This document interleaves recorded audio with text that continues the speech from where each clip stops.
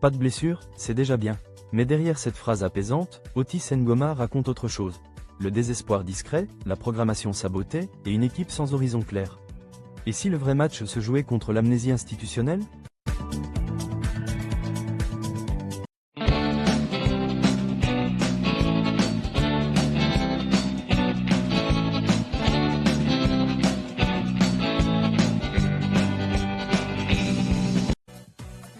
On peut dire satisfait parce qu'on n'a pas eu de blessés. Et c'est là aussi on se rend compte que la physiologie a une grande partie importance au niveau de l'activité physique. On a vu que c'est des garçons qui ont fait un très bon championnat, mais après un mois de manque d'activité et que c'est très dur. Et là aussi, j'implore quand même qu'on n'a pas respecté le programme. Parce qu'avec le respect de notre programme, je crois qu'on aurait fait mieux aujourd'hui. On a vu que les joueurs qui étaient en souffrance, parce que faire un match à 4 jours d'un match capital contre les Kenyans, ben ça c'est pas normal.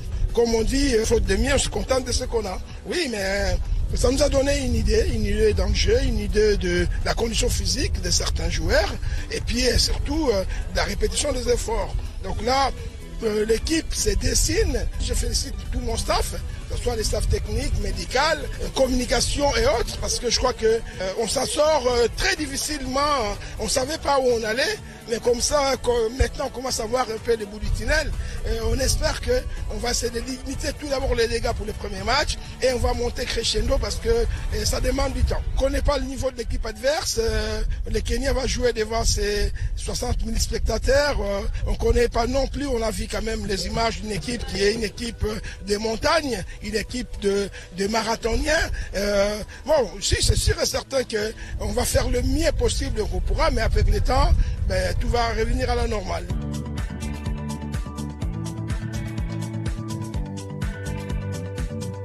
Le ton est défensif, presque préemptif. L'entraîneur exprime « Je crois qu'on aurait fait mieux aujourd'hui ». Cela montre une anticipation des critiques, cherchant à s'en prémunir. L'absence d'un objectif clair, comme la victoire ou la qualification, trouble la lecture. Ce discours manque de cap, laissant les joueurs et les supporters sans vision.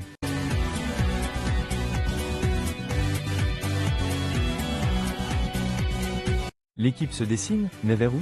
L'entraîneur admet, on ne connaît pas le niveau de l'équipe adverse. Trop de zones d'ombre à la veille d'un match décisif. Un entraîneur censé inspirer confiance semble lui-même dans le doute. Les Congolais n'aiment pas le fatalisme, l'absence de combativité dans les discours les déroute.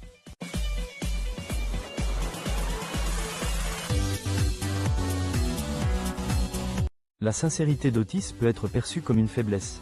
Il déclare « On ne savait pas où on allait ». Est-ce de la transparence ou de la vulnérabilité? L'opinion publique pourrait le voir comme une excuse.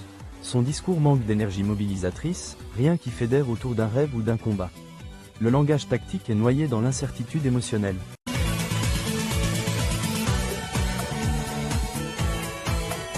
Et si la solution était là, mais ignorée? À quoi bon reconstruire dans l'urgence quand une base cohérente et victorieuse existait déjà?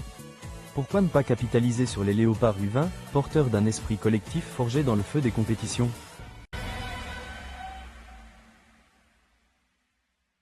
L'équipe U20 avait une identité de jeu claire, une cohésion technique et humaine, et une culture de la gagne déjà en place. Pourtant, la décision des dirigeants sportifs a été de construire une nouvelle équipe à la hâte, sans repères, sans socle, sans objectif clair. On recommence à zéro, alors que les fondations étaient déjà posées.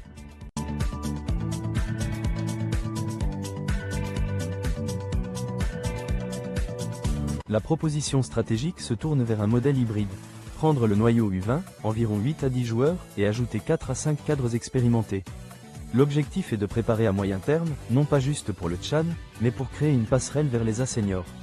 Les avantages incluent un système déjà assimilé, une dynamique mentale positive, et une vision à long terme au lieu de bricolage.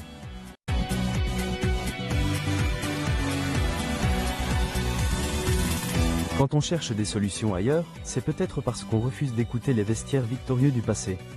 L'avenir des léopards ne s'invente pas, il se prolonge.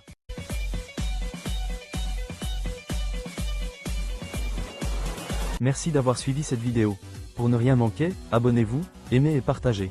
Restez à l'écoute pour une nouvelle série captivante sur les chroniques stratégiques, où des analyses approfondies et des stratégies innovantes seront explorées.